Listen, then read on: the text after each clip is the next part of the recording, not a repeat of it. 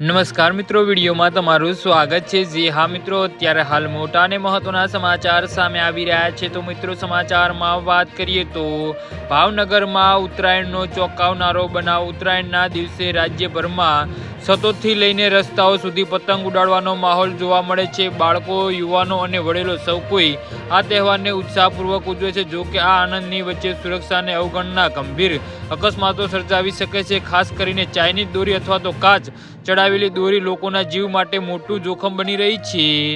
જી હા મિત્રો, અત્યારે હાલના મોટા અને મહત્વના સમાચાર સામે આવી રહ્યા છે।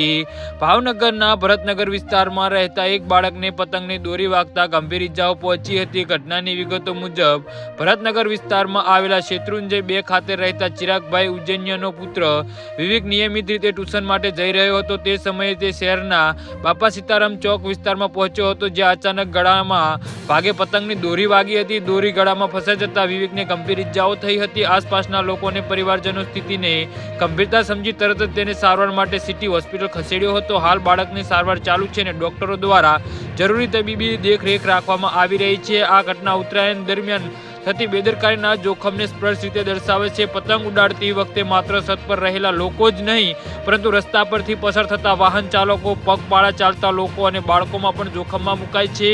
ખાસ કરીને ગળા, ચહેરા અને હાથ પર થતી ઇજાઓને જીવલેણ બની શકે છે।